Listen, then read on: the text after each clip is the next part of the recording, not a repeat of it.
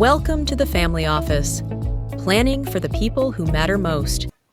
Which, if you want to say anything, I was going to talk about Fannie and Freddie. Okay, let's do that. Let's do that, because I was getting ready to open up another can of worms, man, that would have led to another 15 minutes. So yes, let's talk about Fannie and Freddie. So here's a good thing right here that I think is that solves a lot of problems. Okay.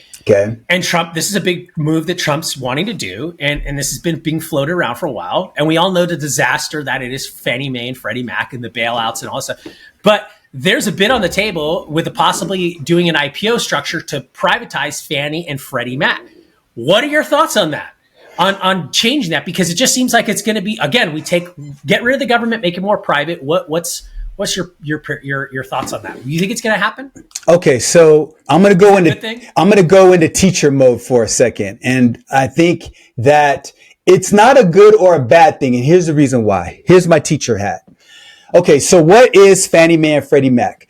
In layman's terms, what they are, they're big entities that allow people to take out loans on their homes. And so back in 2008, the government decided that Fannie and Freddie was too big to fail. So they put it under what's called conservatorship. And what conservatorship means is that the government, overseeing Fannie and Freddie, they control what they do in their day-to-day operations.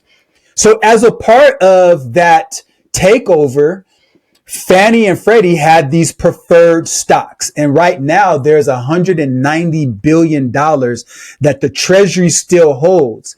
And so why was Fannie and Freddie important? Because what it does is it frees up banks to be able to issue out other loans, because Fannie Mae and Freddie Mac buys those loans from the bank. Okay, so since Fannie and Freddie is looking at becoming private, the problem is that they still have $190 billion shortfall. Why is that? Because in order for them to go IPO again, they've got to satisfy those outstanding shares that the Treasury still owns. And so unless they can come up with $190 billion to buy back those preferred shares, they're going to stay under conservatorship for a while. Now, let's go back to your original question, having put down the foundation of what all of this is. Your question is it a good thing for Fannie and Freddie to be private? I would say, as a general answer, it is always better to have privately run entities as opposed to government run entities, because I can't think of one instance in which a government run entity compared to a privately run entity was actually better. I don't know of any. If you know of any, Chris, please enlighten me. I think you'd be hard pressed to find that. And so as a general rule of thumb, I have one that's close. Okay. I'm interested to hear that. I can't think of any reason why Fannie and Freddie shouldn't be private if and only if they are able to come up with the solvency to be able to satisfy that $190 billion outstanding debt they have. And so if they have the capacity to do that, then yes, that means that they're doing something right and things are moving back in the right place and they can go ahead and become IPOs again. But I don't think it's going to happen, unfortunately. I think they're too far under. Reminiscent. It's kind of reminiscent of like I mean, it's maybe not so much, but like when England was in super big debt and they just started started selling like almost like over collateralized debt. They packaged the war debt in the form of government bond and stuff like that in the returns, and created privatized companies that way. It's kind of almost along the same thing. And I bet you if they put that out there, there'd be such a massive hungry market for that. I would buy it. I would buy it. I'd ride that 30 to 60 day cycle right there, because I think it's a great thing. I think it needs to be privatized, and I think we're heading in the right direction. But again, that's if you look at that and you see that type of policy, that's the kind of thinking that we need. That's the kind of thinking that Trump is thinking. Now, again, that goes back to what I said earlier. That's a wave for a certain group of people. If that happens, that's a wave. That's a windfall for a certain group of people, right? Most people won't be able to take advantage of that. If it does happen, the biggest advantage for, like you said, the masses is that maybe a few years from now, you're going to get a more competitive, easier home loan. Get an FHA for 3%, hopefully at a reasonable interest rate. Exactly. But right now, the wave is someone's going to make $10, $20 million off of that if it does that. And that's really what it is, because the world works that way in capitalism. There are those who are positioned and have an appetite for that type of product and that type of opportunity that will take that risk, invest in that opportunity, and create more productive value.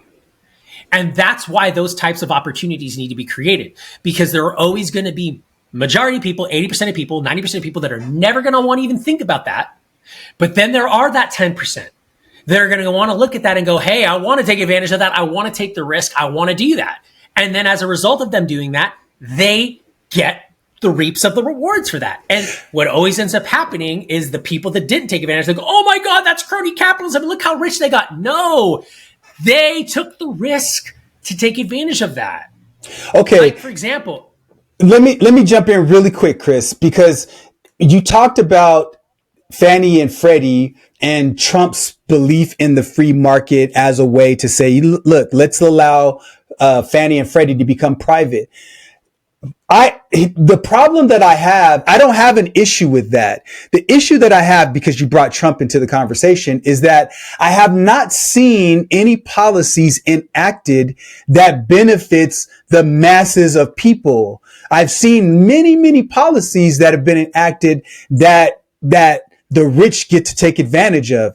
And so when you're a president, if you're a CEO of a company, of a privately held company, you do what you're supposed to do to enhance the wealth of your equity holders and your shareholders, right? But as a president, that's not your role. You can't operate as a CEO to maximize profit for the highest income earning individuals already. And so that's the fundamental issue that I have with him, is that you can't be a president who operates as a CEO. You have to change your philosophy and approach in areas. And I'm not saying that you shouldn't do things to benefit the wealthy. That's fine. But you also have to have policies that benefit the people that don't have the safety net. Because one thing that you talk about, Chris, and as an individual, I fundamentally agree. Let me pre-frame it. Like, you talk about the importance of not being a victim. You talk about the importance of taking personal responsibility. You talk about the importance of working hard. And I know this is a bit of a segue, but it all ties in.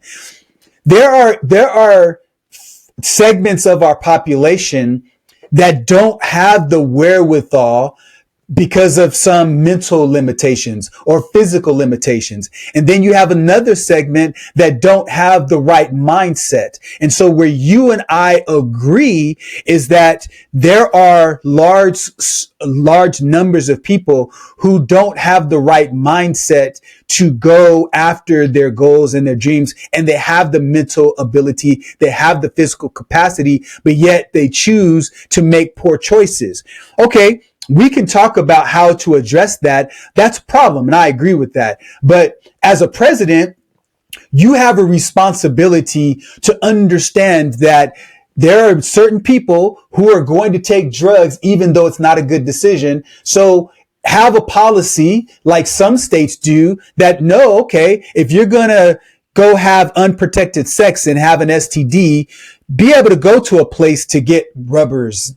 If you're going to have drug use, instead of using dangerous needles, have a place to go get clean needles. Now, remember, I fundamentally and wholeheartedly disagree with that type of behavior as a Christian.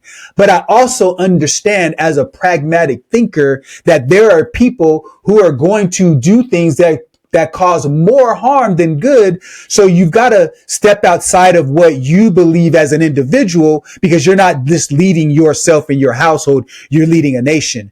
So Fannie and Freddie, great idea, but there's other policies that he's not enacting that helps large numbers of people who don't have the same capacity to take care of themselves financially like you and I do. Absolutely. I agree. And a lot of that, I think, falls back down to legislative branch. how are they going to lay down more policy? Because he is restricted to that. Sure. So I think it's a great thing. I think it should happen. I think they should put more time and resources into Congress should be thinking about that, on how to make that happen rather than the infighting. But I think the biggest thing that people can do as they take away from this and looking at all this, just to cut the noise and the nuance of all of it is, and this is just for me and what I've done, and I know there's a lot of other people that think that way because you're one of them, is prevention and actually going out there and figuring out how to take care of yourself and figuring out how to maximize yourself so that you're good. So anyways, at any rate, it's been an eventful day today. Yes, it has. Yes, it has. It's been pretty awesome.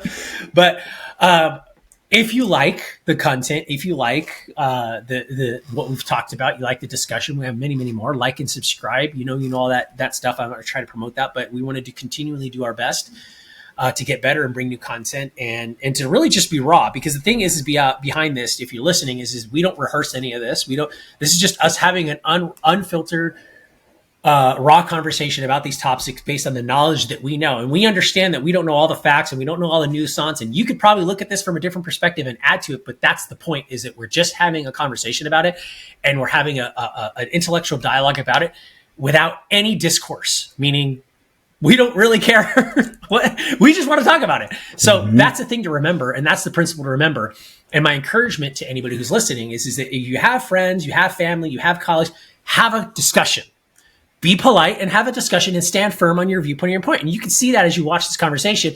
There are things that Len is very passionate about and he believes in. And he's not going to deter from them. No matter how many terms of endearment I give him to try to convince him and sway him, like how eloquent he is with his speech, that's not going to steer him from believing who he is, just like I have what I have. But that's the key in our power, is that we can come together and we know those things and we lend off of those successes. So try to practice that in your everyday life. Len, any closing thoughts before we part? Just continue to empower yourself with knowledge. Don't take the information that anybody gives you, not even us. Fact check everything so you can make your own informed decision about yourself, your family, the people you love. And ultimately, don't just think about yourself. Think about the value you bring to other people as well. And if we can do that, I think we'll start to go in the right direction as a country. Absolutely. Have a great week, Len. All right, you too. Next time. All right, have a good one. Bye. Conversation has given you clarity on your next steps. Please share this episode with someone who's walking the same path. Don't forget to like and subscribe so you won't miss future episodes. And remember, planning ahead isn't just prudent, it's an act of care. Thanks for joining us, and we'll see you next time on The Family Office.